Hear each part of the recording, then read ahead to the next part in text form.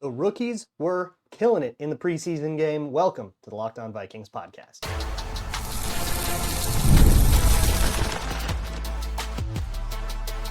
You are Locked On Vikings, your daily Minnesota Vikings podcast, part of the Locked On Podcast Network, your team every day. What's going on, everybody? Welcome to the Locked On Vikings podcast, where we're always trying to learn something new. Today's episode is brought to you by FanDuel. Join all the action at FanDuel.com to play daily dingers and make your free pick on who's hitting a homer this MLB season. Today, I'm coming to you from the beach a little bit, from the East Coast, so that's why things look a little different, maybe sound a little different. That's the kind of thing that bothers you. There will be a couple of those this week, and then we'll be back to the homestead. Tomorrow's episode is pre-recorded from the normal setup too, so that'll be that. And tomorrow is a discussion all about J.J. McCarthy and Carson Wentz and the backup quarterback situation and all that. So that means today gets to be a mailbag. It's Town Hall Tuesday. You sent me questions in the Google Doc in the show notes to any episode. You can send me a question anytime, and I'll get around to it the next Tuesday. And the first question comes from a weird cat who asks, I was there for previous camp and preseason. We're hearing a lot about the rookies. Is that something we see every year, or is it a seemingly pretty good draft? So I think this is a pretty good draft right now. The early returns, I guess, are as good as you would hope. You usually with the rookies, you hear stuff like, well, they're with the twos, but here's why it's okay. And, you'll hear welcome to the NFL moments. And you do tend to hear a lot more negativity about the rookies than we've heard this year. That's a good sign. I can also probably caveat that by saying, hey, a lot of people were watching the quarterback battle all camp and not watching the rookies as much, but it bears out in the preseason tapes. The first thing I want you to take away from the preseason game, honestly, like the biggest thing we can learn, is that the rookies, especially the defensive guys, looked awesome. I really liked what Caleb Banks did. He got washed around a couple of times. He's just 6'6". Guys get under him, move him around. It's going to happen. But when I rewatched why that happened to him, I kind of got a sense of he kept getting punished for getting greedy, not, oh, he just physically can't hack it. These are like two different things where, yeah, guys are getting leverage on him, and that's never going to make things easy, but rather he's like trying to cross face at the wrong time. Like that first rep where it's just a run up the gut and Caleb Banks gets blown off the ball like 5 yards. Looks really bad. And I think I see what he was doing was both him and Orange had a pretty rough, very welcome to the NFL. And they both were basically trying to gap and a half. And Orange didn't follow over to the gap when Caleb Banks left his. Now, whether or not you're supposed to go, you just kind of have to be on the same page about it. If I had to blame one, I would say Banks probably shouldn't have left, and Orange was probably right to stay where he was. But Banks just goes really early. And then suddenly that gap is open and the running back can hit it, and it's like, punching a closet door, right? It's going to have a bunch of give to it. And then, you had a couple of plays where he got penetration, where he swam, where he got into the backfield. That's very Caleb Banks. Again, very on-brand day. If he could hold up his depth a little bit better, you'd basically be like, oh, cool. All right, this guy's ready to go. But considering that's not the biggest bridge to cross to go from day one rookie to ready to go player. So I'm happy with that for a day one rookie, even a first round pick that's going to come in and have a little bit of a flaw in his preseason game. Let's see what he does in the second one. I thought Dominique Orange was a little more consistent, but also a lot of dirty work for Dominique Orange. It ain't much, but it's honest work. I thought Golday just had a whole bunch of splash plays. There's like a couple of mistakes in terms of fits where I thought he like maybe shot the wrong gap or got a little bit overzealous.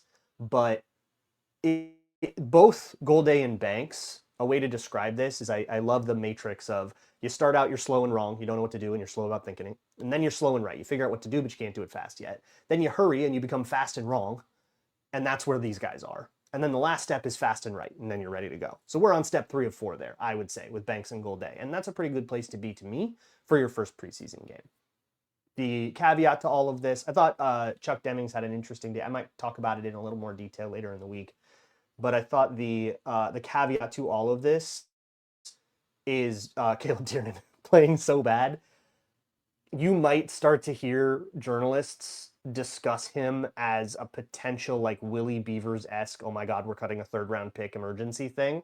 And I don't think that that's an outlandish reaction to how bad that Caleb Tiernan game was. Throughout the entire game, twos, threes, right tackle, left tackle, he was kind of holding the team hostage. Jackson asks, regarding Caleb Banks' debut, you mentioned that there were a couple nice plays where he got into the backfield that were largely bookended by him getting washed out. Do you think this play style is something that can be coached out of him? You can't coach 6'6" out of a guy, like I talked about when we drafted him. That's just going to be the way it is.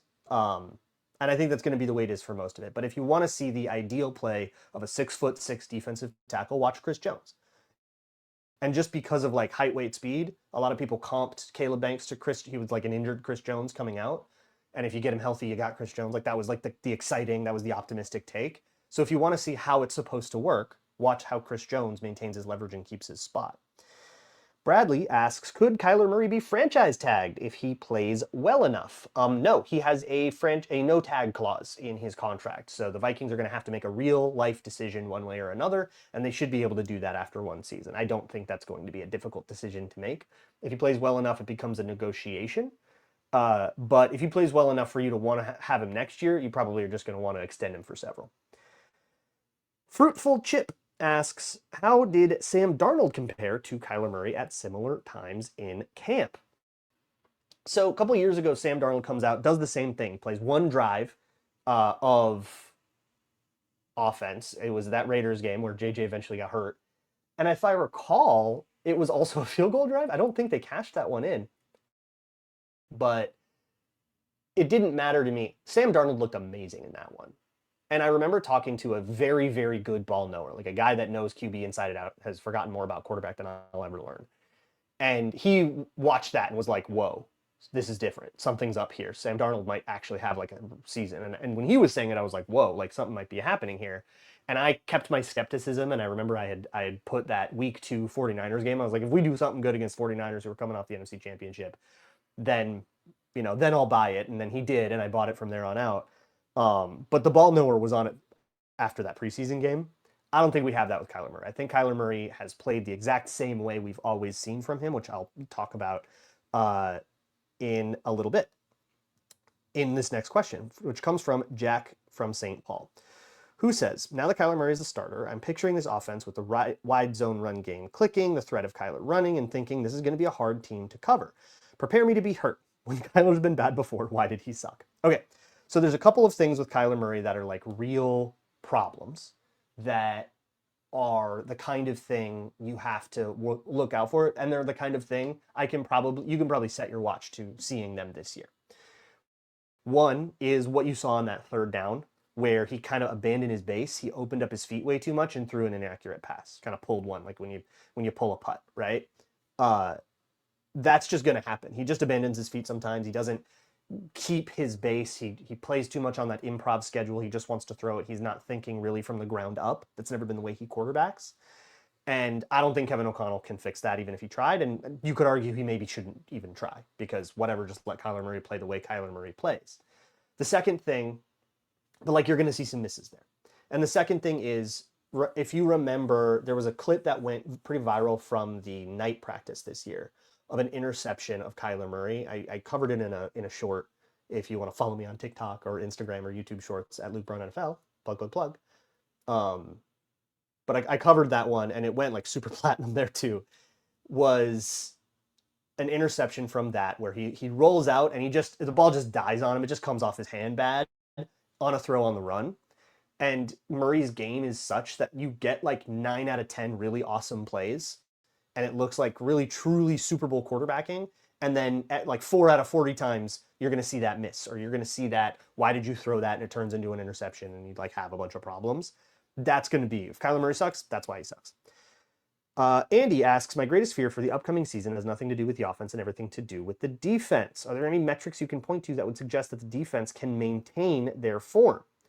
Plenty of people believe that the Vikings would have been playoff bound with average QB play. Okay, yeah, so assuming you get like average offense and the offense gets better and then the defense regresses back and we're still the same thing, like that's the fear you have there. I would say, for whatever a preseason game can tell you, the returns on that were better. I thought the first team defense looked genuinely terrifying. I thought they were playing in concert. They were getting really solid play, even out of guys like Levi Drake Rodriguez. James Pierre was a little bit slow to read stuff. He's new to the scheme. That makes sense. But I think the front seven is genuinely terrifying. That group rocks, man. Even if you don't get anything from the rookies. Levi Drake looks pretty good. Jalen Redmond's crazy. Tyrion Ingram Dawkins is somebody that I think will give way to the rookies eventually. Him on the edge I don't love so much, but when you're in like base and you have Dallas Turner who looks awesome, you have Van Ginkel, we know how good he is. It's just going to be real hard to move the ball on these guys. And then the Flores blitz of it all. This unit looks awesome from that preseason game. It was one drive, but they've also been absolutely smoking the offense all of camp. Like this defense looks like it's really humming. Obviously, you can't do anything about injuries. If you want to fear something about the injury, the defense, it's injury regression and how, especially when they bought into somebody like Caleb Banks with an injury history, or what are you going to, I mean, if you lose a safety, suddenly we're scrambling. Like there's depth issues you could maybe worry about, but even at linebacker and D tackle, you could kind of afford a couple and still feel okay about the backups. I'm pretty excited about this defense for reasons that have absolutely nothing to do with what they did last year. I don't need to make a sustainability or a regression argument, because I'm making an argument about what I've seen this year, what little we've seen from the 2026 Vikings. I've got a bunch more questions, and I'm going to get to them next on Locked On Vikings.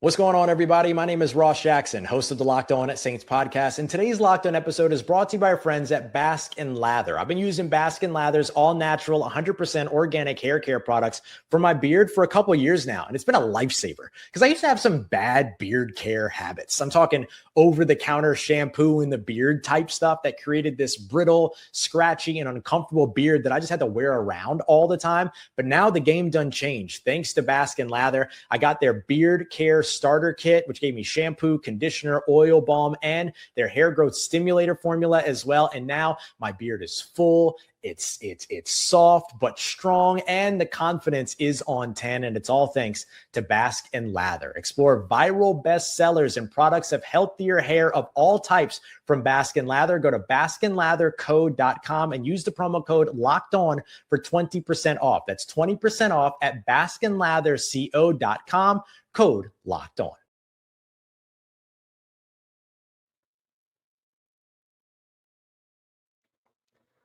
Moving on here, the Locked On Vikings podcast, Town Hall Tuesday, answering your questions. Next one comes from Not That Kevin. Are you sure? Who asks, I've heard takes on Jamal Adams being a linebacker or being the Harrison Smith replacement, among others. This was asked several days ago, by the way, before Jamal Adams got hurt, but the question therein is interesting, so I'm still going to answer it. The question is about Jamal Adams taking up the Josh Metellus Rover-esque role, freeing Josh Metellus to cover one of the more two traditional safety roles. So I do believe that Josh Metellus, I should look at that a little closer. I actually didn't look at who was where enough on the preseason tape, because I'm sure that'll tell us. But I believe Josh Metellus he was still moving around the formation a little bit, but he might play a little more deep safety this year. He certainly has at camp, and then you've had actually Jay Ward take that role, with Jamal Adams was kind of playing that role on the twos, and then a little bit of linebacker and a little bit of here and kind of moving around a bunch. But Jay Ward is the guy that's going to probably do that without Jamal Adams now in the lineup. By the way, Adams confirmed season-ending knee injury. They didn't tell us what the knee injury was, like what ligament it was, which I can't imagine is a good thing. It's season-ending anyways, so yeah, hearts go out. Scholarship asks, did the first preseason game give us any hints as to how the Vikings run game will be different in 2026? So Scholarship, I know because you're the kind of guy that would put this effort in. You could probably track the motion tags if you wanted to. I probably won't do that. But if you were so inclined, you could see how the motion affected the run game. I didn't notice too much that was like crazy fancy. I did notice a couple with Wentz where they did like double shifts and stuff, like a little bit more of that. Which looked a little more Dolphins-esque. That was kind of my hypothesis. But at least with the ones, they ran it pretty vanilla, which is the preseason. So if they do have other plans, it would be fairly unlikely that you would see them now. But if you are going to maybe install a whole bunch more motions, then you're going to kind of have to go with you're going to have to practice them. And you're going to want to practice them in a preseason environment, in a real live game environment where the timing is really important. You got a play clock you're under, and you're going to want to like rehearse them a lot more, and therefore you would maybe see them more in the preseason game. So if you wanted to track that, you could. That's not a project I would do, but it would be a reasonably easy one to do. Just pull up the condensed game on like NFL Pro if you have that, and just start writing down what the guys do. A Jugs Machine to Nowhere asks, just watch 5'10" Ivan Pace get mossed by 6'4" receiver, while 6'4" Jake Golday was covering 5'9" Cam Scadaboo. Would this be something you try to avoid via game planning? How much do physical attributes impact a defense's matchups? Yeah, okay. So the way you keep this out is you don't have your short players on the sideline, which only happened because it was a scramble drill. That's a really important part of that thing. So thank you for giving me a chance to talk about that Ivan Pace play in more detail. That was a scramble drill. Ivan Pace had a middle of field responsibility. When you're a quarterback, you're throwing that shallow crosser, you're never going to throw that high, because if that clatters off of Malachi Fields' hands, that's tips and overthrows now, right? Like you're in turnover territory. So it's okay to have a short guy there. That ball's not going to be high. That ball's going to be right in the numbers, and then you're going to be able to make a play on it if you cover it properly, which Ivan Pace did. Then when the scramble drill happens, Malachi Fields' instruction is to work with the quarterback and then deepen toward the pylon. He does that, but the defense's thing on a scramble drill, this is why scrambling quarterbacks are so lethal. This is why Mahomes is such a monster to defend, is because your rules basically just become man coverage. Whoever you're on, whoever's in your zone, whatever your guy is based on the rules we had in the initial coverage, that's your guy now, and you're just man covering him. We would never be in a world where Ivan Pace would be man covering Malachi Fields or a big receiver from the get-go. Even if they do something like a bunch, or they do something like a, was it Devontae Smith on Tough Borland in that college game, or Cooper Kupp on Anthony Barr that one time when Mike Zimmer played the Sean McVay Rams. Those things happen once, and everyone learns the lesson from it, and they never happen again. A scramble drill is different because you don't have a ton of control. The guy who was just the underneath completion for 4 is now a touchdown fade. That's not supposed to happen. So the game plan answer to that is keep that scramble drill from happening by having discipline in your contain, discipline in your pass rush lanes, which is why I placed that touchdown firmly on Tyrion Ingram-Dawkins for letting Jackson Dart out, not Ivan Pace for having to cover for 8 seconds on a 6'4" guy. That's just not a reasonable ask. And if everybody else did their jobs, we wouldn't have had to. But in terms of like which side you put Golday and Ivan Pace on, that's going to be more determined by the run game than the pass game, which I think is appropriate. Tongue and Cheek asks, how worried are you that our second team looks worse than our first team? This is probably just because I was going really crazy on like the backup, on like JJ McCarthy and Carson Wentz looking like really bad on the live thing. I mean, you were against their backups too, right? That's like part of this, is like Carson Wentz had the struggles that he struggled against the threes. In the episode that I pre-recorded is going to be up tomorrow, I didn't talk about that at all. That like facet of it where this was, twos versus three, but I mean you're throwing against guys that are not going to make the team, that can't necessarily make that play on the ball. So I think it's totally in bounds to be worried about depth and to be worried about individual players not being able to do the job. Like Tyrion Ingram-Dawkins, he played with the twos, but that guy right now figures to start if one of the other rookies doesn't take the job by the time week 1 rolls around. Yeah, I'm worried about that, even though he was playing with the twos. Maybe especially because he was playing with and against twos. JJ McCarthy's forklift safety course completion certificate asks, do you think it's possible that McCarthy's discombobulation could be a product of KOC over coaching again? Not the things I saw. The things that bugged me about that game were accuracy, and his mechanics are better. That's still the case. You can see it on that preseason game too. He has taken a step forward mechanically. That was the thing that I mentioned when I saw it in camp. We saw that play out in the preseason. I think we can kind of lock that in. That he is throwing a better ball. But they still landed high, maybe less often than they would have last year. You still had throws that were high, and then you still had timing issues, especially when it came to snap timing. I'm sorry, but timing up the snap with jet motion is not too complicated an ask. There are other things that are too complicated an ask that were all over the offense last year. That was part of my critique, but not jet sweep. Jet sweep should be pretty routine And so screwing that up is a big concern to me. I have Jawan Jennings on my home screen. Asks, could Jennings be wide receiver 2? Buddy, he's fighting for wide receiver 3 right now with Miles Price and Ty Felton, who've taken a step forward. I'm going to talk more about those guys, I think, like for sure later in the week, because that's a really interesting story. So I'll put a pin in that. But those guys are closer, I think, to pushing for 3 than they are to like being worried about their roster cut. Not that Jennings has necessarily done anything wrong. He's just got some young upstarts pushing that job for him. I do not think that Jennings has any shot to overtake Jordan Addison. I just don't think he's like that. A Feral Zergling from StarCraft asks a very interesting one. If JJ is... Oh, no, sorry, there's another really interesting one coming. If JJ is just as bad the next 2 preseason games, what do the Vikings do at backup QB? You made it clear how much you hate Wentz on the post-game recap. So I assume you don't want to just swap Wentz and JJ. What other names are out there, either in free agency or a trade target? So I don't ever know who's like available for trade. You can go to Our Lads and look at the depth charts or whatever if you want, but I'll say this. If somebody doesn't step it up and got a Manny and Mon situation, like it didn't do anything for me to look and be like, oh, Nick Mullins is an option, you know? But that's the kind of thing I'm looking for. Whose QB3 is out there?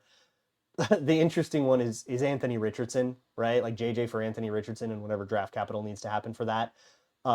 It might even be a straight up swap where it's just 2 guys that need a fresh start. And you just say, okay, we're going to develop this guy instead, is something that it's a kind of a meme idea, but that's the kind of thing you're thinking of, right? Like who's a young guy that needs another start? I've got a couple of very interesting questions. One of them's about Adrian Peterson. And one of them's about coaching. That will be next on Locked On Vikings.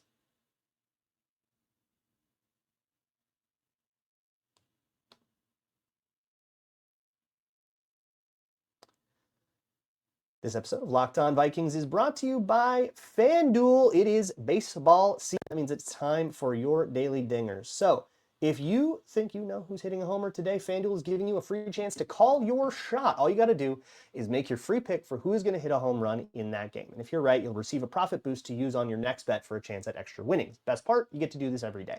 So you can just pick Shohei Ohtani every day. If every day he goes yard, you get a profit boost, or you can try to really optimize it, look at matchups, do whatever you want. Either way, super fun way to stay engaged with the MLB season, whether it's just your team and you're going Cody Clemens every day, or the league as a whole. If you're ready to play your game today, join all the action at FanDuel.com. That's FanDuel.com to play daily dingers and make your free pick on who's hitting a homer. Play ball and swing for the fences on FanDuel, an official partner of the MLB.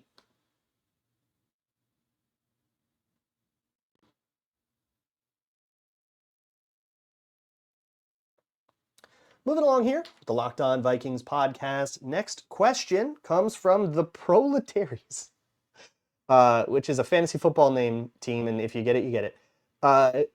This person has been rewatching 2012 Adrian Peterson highlights and keeps coming back to something that they'd love to hear me dig in on a mailbag. So here's how it goes. Everyone called Peterson a one-cut runner, but that never matched with what I actually watched. His best runs involved multiple cuts chained together. Weirdly, he often cut into defenders rather than to open space. He hard-pressed the edge like he was going to win with pure speed, get the defender to open his hips and commit to the arc, and then plant and slash right back to the space that the defender had just structurally vacated. The part I find fascinating is that what I just described doesn't really sound like running back technique. It sounds like pass rusher technique, like you're trying to press somebody and then cut back, right? Or almost like like a basketball, kind of a Euro step thing. Is AP's style actually closer to how we analyze edge rushers than running backs, and is this style particularly unique for the position? Okay, that question was like way longer than this, but here's what I'll answer to that with regard to Adrian Peterson. So when you're on the defensive side, when the running back has got the edge and he's in an open field and it's happening, right?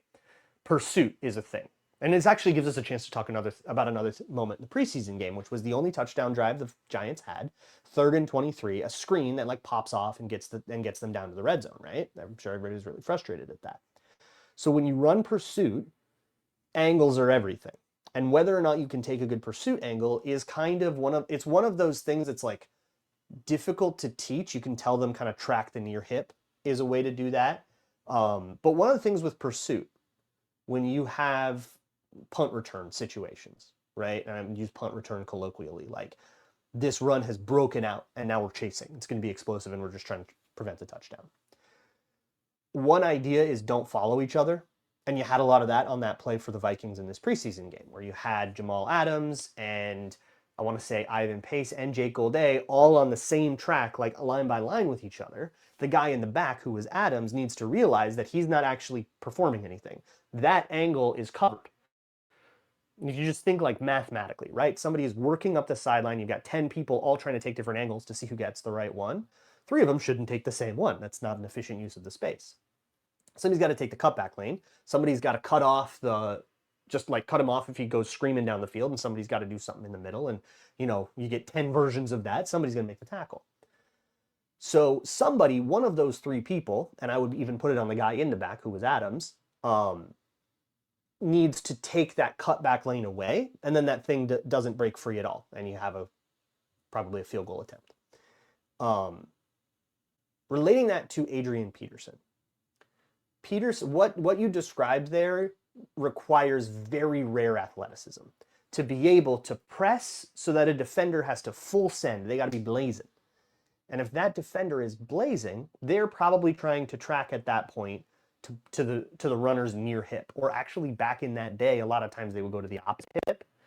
So if you think about, somebody's running and they're like running past you, right? You've got the hip that's close to you and you have the one that you have to kind of get across to, right?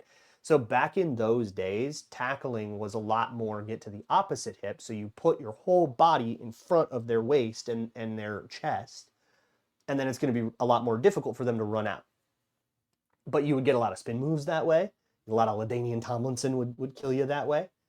And so nowadays they say it's a little more common to see near hip and then to like kind of roll away and do like, they'll call it like the gator roll tackle or like the hawk tackle, which came out, in the Pete Carroll era. Or that was what the Pete Carroll Seahawks called it, and that's a very famous example. I guess it's not like he invented it, but I digress. With Adrian Peterson, being able to press and essentially force that player to attack his opposite hip, and then being able to slam on the brakes as quickly as he did, meant that you could essentially abuse the tackling logic of the day, where you would get to the opposite hip and try to like spin somebody down, but it would force that defender to essentially dive across you. And if you could slam on the brakes right before, you could snap off a big cutback. And what Peterson did so well was also the jump cut. So you need to have the speed to force it, the deceleration to punish it, and the jump cut to get all the way across and ruin everybody's angle. And when he would jump cut, he could jump cut across the universe, and then all of those tackling angles would be ruined, and people all had to go adjust and find a new way.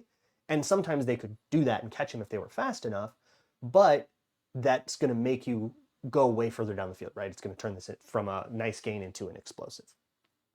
That's, I guess, the best answer I have to that Adrian Peterson question. The last one I'm going to answer comes from KOC, the B-Flow Merchant, who asks, now that it's clearly established that any QB under the age of 30 playing in KOC's system has been a total embarrassment, JJ, Dobbs, Hall, Brosmer, at what point do we rip off the Band-Aid and realize that not only is KOC not a QB whisperer, but Brian Flores is a much more valuable asset to this team and should be head coach? Okay, bunch of things on this. So for one, Brian Flores being the possible head coach is an idea that's in the back of my mind, but not something I would push for until the season like counts and it's playing out that way. But the logic that I've said is, look, you had a bottom 5 offense and a top 5 defense. The defensive coordinator is outperforming the offensive head coach. And the offensive head coach not being able to put an offense together means not that we need a new head coach necessarily, but that we need a new guy in charge of the offense. And who should be the head coach is a question separate from that. Some people have even said, KOC should do the CEO role, become a John Harbaugh, and then hire an offensive coordinator to do his offense, Pete Carroll style. I don't really buy into that very much. That's just not a thing that he will do. You're not going to get that. I'm sure that could work well if you really chase the rabbit there, but I don't think you're going to get that. So rather, I would like to see, if we get to a let's fire Kevin O'Connell, which is not going to have anything to do with Brian Flores if and when that conversation comes about. That's going to be about O'Connell being a head coach. If we get to that, promoting Brian Flores is absolutely a candidate, and they should interview other candidates as well, but keep that idea very much in mind, especially if Flores ends up getting like an interim head coach deal, depending on when this kind of thing happens. But the ball is very in O'Connell's court about that. It doesn't have anything to do with Flores outproducing him or anything like that. Flores outproducing him means that if you do can the head coach, this is an option. Look how good his unit is playing. And guys have rallied around him, right? But head coach is not just the guy with the best unit. That's the other thing about this. Kevin O'Connell being head coach as a leader, as a guy who tries to, get this organization under his feet, to try to get peace and collaboration and all of this, right? That's why you brought him in instead of Mike Zimmer. Getting all of that is paramount. And with that stuff maybe starting to crumble, that's another reason to say, hey, it's not just about your play calling as a head coach. It's also about what you do as the CEO of the team, basically. And if that starts to crumble, that's a thing. But then you look at Brian Flores and how he went with the Dolphins. That's kind of the biggest argument against Brian Flores, is what happened with the Dolphins in terms of him actually having to be a leader and establishing a relationship with a quarterback that mentally was not in the place to take coaching the way Brian Flores gives it. Maybe Kyler Murray is a different mentality or whatever, but that's also a thing you probably have to reckon with if you're going to start calling for that. And so for me, while it's an idea in the back of my head that's like, oh, this is maybe a possibility. In 2 years, maybe we're looking back and saying, oh, that was going to happen. That's not something that I'm going to call for before I'm just generically saying, we got to fire Kevin O'Connell, which is not where I'm at. Maybe his seat is hot, but it's going to take a 1-4 start for that to actually materialize into anything. And I'm not going to call for it before the 1-4 start. I'm just saying if there is one, we got to wait for that. And that will have that impact down the road. I will talk to you all tomorrow. And as always, Skol.